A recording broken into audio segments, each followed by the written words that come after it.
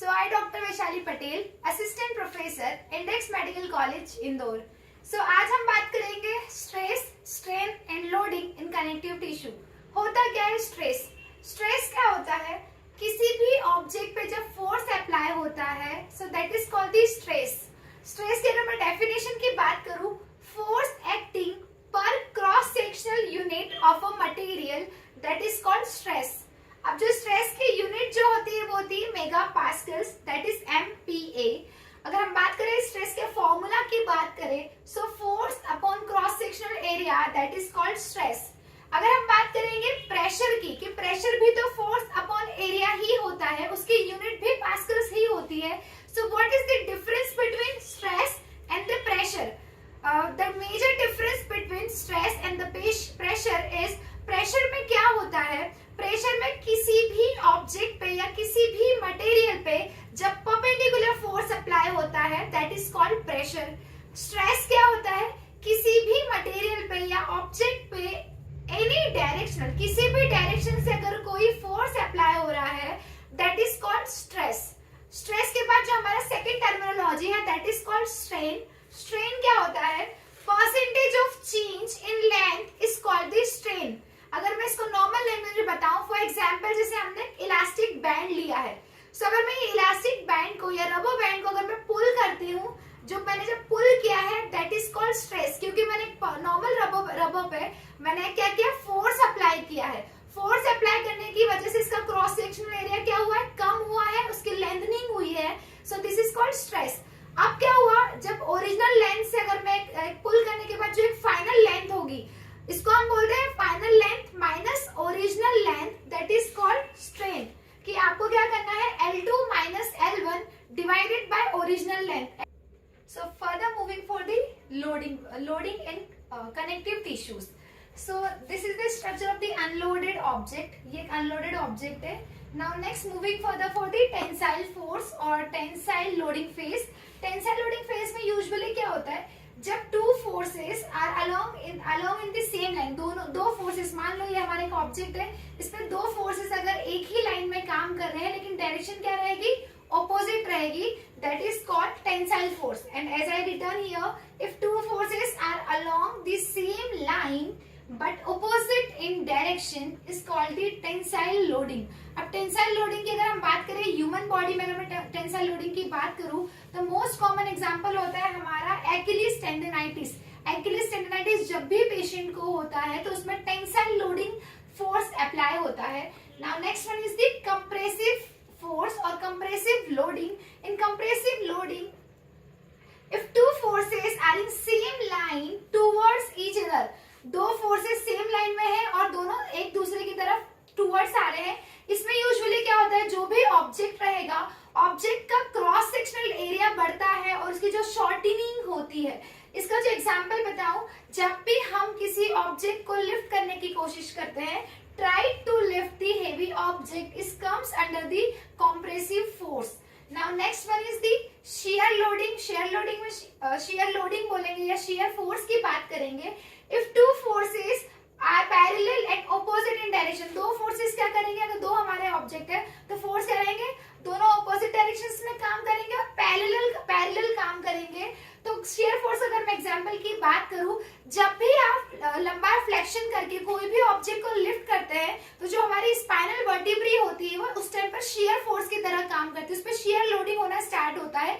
इसीलिए जब भी हम फॉरवर्ड फ्लेक्शन करके हम आगे की तरफ झुकते हैं किसी ऑब्जेक्ट को लिफ्ट करने के लिए, तब ये रिकमेंड किया जाता है कि आपकी स्पाइन को आप क्या करो? न्यूट्रल रखो। आप स्पाइन को न्यूट्रल रखे देन ऑब्जेक्ट को आपको लिफ्ट करना है, नॉट इन फॉरवर्ड बेंडिंग, क्योंकि उससे हमारी जो वर्टिब्रस में क्या होता है? शियर फोर्स स्टार्ट हो जाता है। Now next one is the torsional force और twisted loading.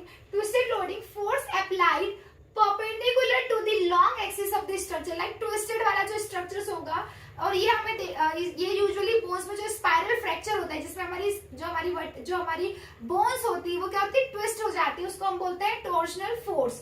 Next one is the bending force. जब हमारा कॉम्प्रेसिव फोर्स और टेंसाइल फोर्स दोनों ही एक साथ अप्लाई हो जाता है किसी भी ऑब्जेक्ट के ऊपर, so it will be bend. So ये इसका जो एग्जांपल ह्यूमन बॉडी में बात करें, जो स्पिंटर्स होते हैं, जो हमारे रनर्स होते हैं, जिनका लॉन्ग जंप वाला काम होता है, उनमें जनरली मेटाटार्सल का स्ट्रेस फ्रैक्चर देखने को मिलता है। तो metatarsal stress fracture bending force की वजह से होता है। So this is all about the loading in connective tissues with different types of the forces और the loading.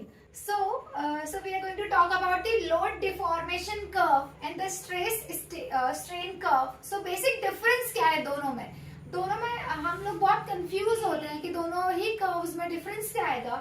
So load deformation curve जो होता है ये रिप्रेजेंट करता है, ग्राफिकल रिप्रेजेंटेशन होता है हमारे, जो फोर्स हम आउटसाइड, जो बाहरी तौर पे जो फोर्स लग रहा है, that comes under the load deformation curve. और जो स्ट्रेस स्ट्रेन कर्व होता है, जो ग्राफिकल रिप्रेजेंटेशन होता है फोर्सेस का, जो किसी ऑब्जेक्ट पे इंटरनली जो इनसाइड काम कर रहे हैं forces, that comes under the stress strain curve. अब जो लोड डिफॉर्मेशन कर्व होता है, इसके अंदर कुछ सम हमारे जो पॉइंट्स होते हैं जिनके अंडर में काम करता है. टो रीजन होता है, इलास्टिक रीजन्स होते हैं, प्लास्टिक रीजन्स होते हैं, पॉइंट ऑफ फेलियर होता है. So this is all about the load deformation curve. अगर हम स्ट्रेस स्ट्रेन कर्व की बात करें तो जो हमने इसके पहले जो डिस्कस किया था, जो शियर फोर्स, कंप्रेसिव फोर्सेस और जो हमने टेंसाइल फोर्सेस की बात की थी, तो जितने भी फोर्सेस जो inside the connective tissue apply होते हैं वो आते हैं हमारे स्ट्रेस स्ट्रेन कर्व के अंदर. So we are going to talk about the load deformation curve, जो मैंने ग्राफिकल रिप्रेजेंटेशन यहाँ पे बनाया है. आप स्क्रीन पर भी देख सकते हैं कि ग्राफ किस तरीके से रिप्रेजेंट किया गया है. So this is X axis represent the strain and the Y axis represent the stress. अब स्ट्रेस में क्या होगा, जो हमारा फर्स्ट है वो है टो रीजन. टो रीजन का मतलब होता है, मान लो पर्टिकुलर जो हमारा ऑब्जेक्ट, जो मैंने रबर बैंड का एग्जांपल दिया, रबर बैंड को स्ट्रेच करने के लिए जो मिनिमम फोर्स रिक्वायर्ड होगा, that is called the toe region. Minimum force required for the elongation of the particular connective tissue is called the toe region. Next one is the elastic region. Elastic region में क्या होता है कि आप किसी भी object को उसका मैक्सिमल आप जब तक उसको इलोंगेट कर सकते हैं, that is called elastic region. यहाँ पर क्या होता है, ओवर प्रेशर की वजह से टेम्पररी डिफॉर्मिटी होने के चांसेस है, लेकिन it come back to its original position. यहाँ इलास्टिक रीजन में क्या होता है, आप फाइनल लेंथ के बाद इसको ओरिजिनल लेंथ में लेकर जा सकते हैं. Now next one is the yield point. Yield point क्या होता है, यहाँ पर क्या होता है यील्डिंग पॉइंट में, जब yielding point is that point जहां से आप बैक टू ओरिजिनल पोजीशन नहीं जा सकते. Yielding point is permanent deformity of particular tissue. अब next one is the yielding point to failure. ये होता है हमारा प्लास्टिक रीजन, जहां से आप वापस come back to original position या ओरिजिनल स्ट्रक्चर में वापस नहीं कर सकते हैं.